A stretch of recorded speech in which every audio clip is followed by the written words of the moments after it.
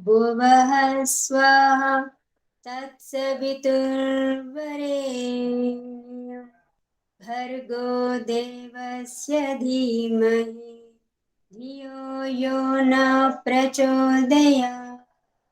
ॐ असतो मा सद्गमय तमसो मा ज्योतिर्गमय मृत्योर्मा अमृतङ्गमय।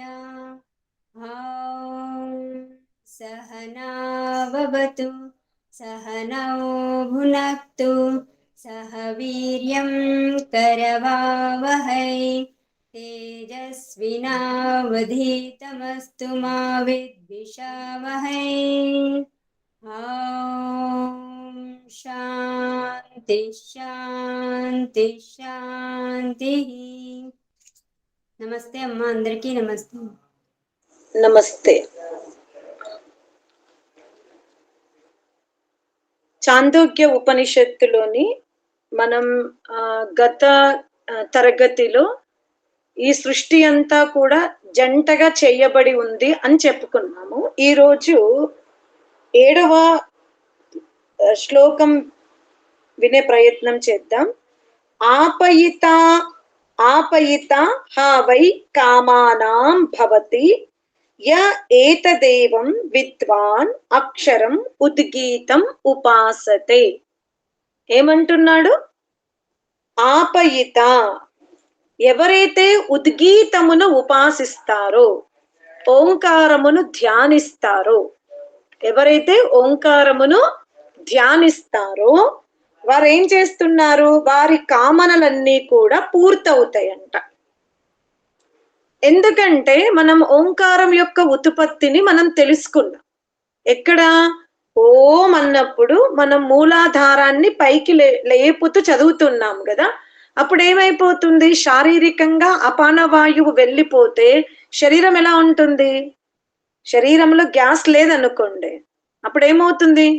తేలికగా అనిపిస్తుంది. అది సుఖమే కదా, శారీరక సుఖమే. మళ్ళీ మనం ఎప్పుడైతే ఓంకారాన్ని మనోమయ కేంద్రముగా మార్చుకుంటామో, చింతన చేస్తాము, అప్పుడు ఏమవుతుంది? నెగిటివ్ పర్సన్ థాట్స్ అన్ని కూడా మనం ఆపుతాం. ఇప్పుడు ఒకరు నెగిటివ్ ఆలోచిస్తున్నారు, వాళ్ళ వల్ల మనకు చాలా బాధగా ఉంది. మనం ఆ బాధని అరికట్టాలంటే ఓంకారాన్ని తెచ్చుకున్నాం, అప్పుడు ఏమైతుంది? బాధ ఆగిపోతుంది. బాధ అక్కడ ఆగిపోతుంది. బాధ అనేది ఉంది అక్కడ, కానీ దాన్ని మనం ఏం చేస్తున్నాము? ఓంకారముతో ఆ బాధని ఆపేస్తాం. ఆపినప్పుడు ఈ జీవాత్మ గమనిస్తుంది, నేను ఓంకారాన్ని ఉచ్చరిస్తూ ఓంకారముతో నేను లయం అవుతూ ఉంటే నాకు ప్రశాంతత దొరికిందనే అన్వేషణ జీవాత్మ చేసినప్పుడు ఇంక ప్రతి జీవాత్మ తనకి తాను సుఖమే ఇవ్వాలనుకుంటాడు. ఏ జీవుడు కూడా దుఃఖాన్ని కోరుకోడు భూలోకంలో. ఎప్పుడైతే మననం చేస్తుందో, ఓంకారాన్ని ఉచ్చరిస్తుందో, అలా ఉచ్చరించినప్పుడు జీవాత్మకి ఆ ఓంకారం యొక్క నామస్మరణ వలన, ఆ వైబ్రేషన్స్ వలన ఆనందం కలిగిందో, అప్పుడు అదేం చేస్తుంది? పదే పదే ఓంకారాన్ని తీసుకుంటుంది. తీసుకున్నప్పుడు ఏమవుతుంది? బాధ అనేది వెనక్కి వెళ్తుంది, ప్రశాంతత అనేది ముందుకు వస్తుంది. ఈ విధంగా మానసిక ప్రశాంతతని పొందింది. ముందు మూలాధారాన్ని పైకి లేపి ఓంకారాన్ని ఉచ్చరించి అన్వేషణ చేస్తే శరీరంలో అపానవాయువు తొలగిపోయింది. దానివల్ల శారీరక ఒత్తిడి తగ్గింది, మానసిక ఒత్తిడి తగ్గింది. ఇప్పుడు అర్థయుక్త భావనలోకి వెళ్తుంది. ఎవరు ఈ ఓంకారము అని? అనగా కర్మఫల ప్రదాత, న్యాయకారి, దయాళువు అనేది ఆలోచిస్తుంది. ఆలోచించినప్పుడు ఏం చేసింది? ఒక్కొక్కసారి తోటి వారి వ్యవహారం వల్ల మనం కొన్ని నిర్ణయాలు తీసుకోలేకపోతాం కదా. తోటి వారు పెడుతున్నటువంటి నిర్ణయాల వల్ల మనం కొన్ని నిర్ణయాలను తీసుకోలేం. ఎప్పుడైతే మనకి ఈశ్వరుడు ఉన్నాడు, జడ్జిమెంట్ చేసేవాడు ఉన్నాడు అన్నప్పుడు ఏమవుతుంది? మనకు కాస్త ఏమనిపిస్తుంది?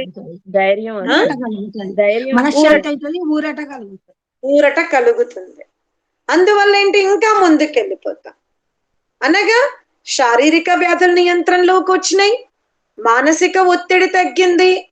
ఏదైతే ద్వంద్వ స్థితి ఉండిందో, నేను ఇంత పవిత్రంగా ఉన్నా, ఎదుటి వ్యక్తి ఇలా చేశారేంటన్న ఆ ఒత్తిడి కంట్రోల్ అయినప్పుడు ఇంకా అన్వేషించి ఏమవుతుంది? మూలాధారంలోకి ప్రవేశిస్తుంది. అప్పుడు అక్కడ ఏముంది? ఆనందమే ఆనందం. అనగా ఎవరైతే ఓంకారాన్ని ఉపాసిస్తారో వాళ్ళు పూర్ణత్వాన్ని పొందుతారంటే ఇదే. బ్రహ్మాండానికి రాజు అవుతారని కాదు, పిండానికి అయితే రాజు అవుతారు. మనం బ్రహ్మాండానికి రాజు అవుతే సుఖమా, పిండమునకు రాజు అవుతే సుఖమా? పిండమునకు రాజు అవుతే సుఖం. సత్యమే చెప్పండి. చాందోగ్య ఉపనిషత్తు చదువుతున్నాం.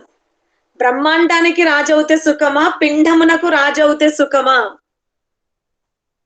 బ్రహ్మాండానికి రాజు పరమేశ్వరుడే కదమ్మా. ఇంకెట్లయితే బ్రహ్మాండానికి రాజు కాలేము. బ్రహ్మాండం అంటే పోనీ ఒక కోట్ల ఎకరాలకు భూస్వాములము, కొన్ని కింటల బంగారానికి ఐశ్వర్యవంతులము, అలా తీసుకుందాం విభజించి.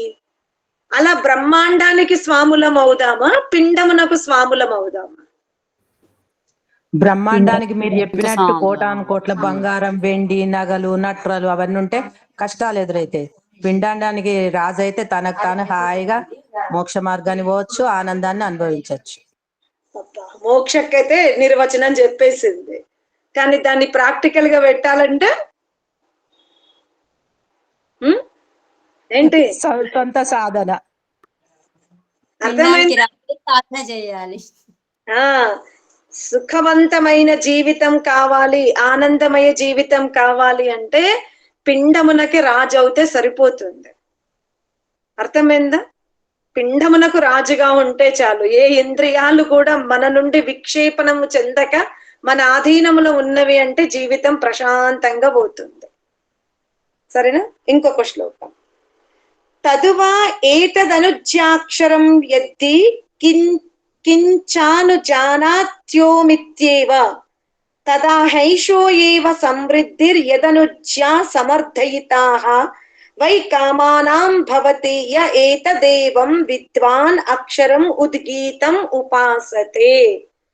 ఏమంటున్నారంటే ఎవరైతే ఓం అంటారో అంటే అక్కడ ఏంటి, ఇక దాన్ని మనం స్వీకరించాలని అర్థం అన్నమాట. ఓం అన్నప్పుడు ఇది ఎక్కడ మనం సంభాషిస్తున్నారనుకో, మనం గురువు ద్వారా ఇది మీరు స్వీకరిస్తున్నారా లేదా అని వినాలనుకో, గురువు ఆజ్ఞ ఇస్తాడనమాట. ఓం అంటే ఇక ఈ డిస్కషన్ ఆపండని, లేక ఇది సమ్మతమే అని. ఏంటి ఇది? ఓంకారము ఎంత గొప్పది అంటే ఆ విషయాన్ని ఆపాలన్నా ఓంకారమే ఉచ్చరింపబడుతుంది. ఆ విషయము సత్యము అని నిర్ధారణ చెయ్యాలన్నా ఓంకారమే ఏంటి ఉచ్చరింపబడుతుంది. కాబట్టి ఓంకారము అనేది స్వీకృతినిస్తుంది. ఓం. ఇప్పుడు మీరు భోజనం తింటారా అన్నాం అనుకోండి, ఓం అంటే తింటారు అని అర్థం. అర్థమైందా? ఈ విధంగా స్వీకృతిని ఆజ్ఞ ఇస్తుందని, అందువలనే ఋషులు దేన్ని తీసుకున్నారు? ఓంకారమునే ఉపాసించారు. తేనేయం త్రైవిద్య వర్తత ఓం ఇది ఆశ్రయత్ ఓమితి శం సత్యం ఇతి ఉద్గాయత్ ఇతి అస్యేవ అక్షరస్య అపచిత్యై మహిమ్నా రసేనా. ఓంకారముతోనే 3 విద్యలు ప్రారంభమవుతాయంట. ఏంటి? సోమయజ్ఞమున అధ్వర్యుడు, హోత, ఉదుగాత ఓం అని చెప్తూ ఏం చేస్తారు? ఆ అగ్నిహోత్రాన్ని ప్రారంభిస్తారనమాట. అనగా జ్ఞానకర్మ ఉపాసన. అటులనే ఎవరైతే ఈ ఓంకారాన్ని ఉచ్చరిస్తున్నారో వాళ్ళు ఆ ఓంకారాన్ని ఎక్కడెక్కడ ఉచ్చరిస్తారు? పూజ చేసేటప్పుడు కూడా ఓంకారాన్ని ఉచ్చరిస్తారంట. అగ్నిహోత్రం ప్రారంభించేటప్పుడు ఓంకారాన్ని ఉచ్చరిస్తారు.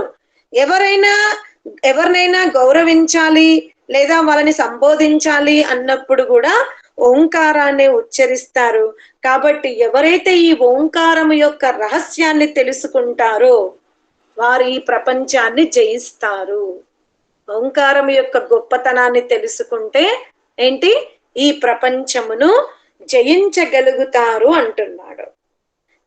సరేనా? ఇంతటితో ఈ చాందోగ్య ఉపనిషత్తుని ఆపేద్దాం. ఓం.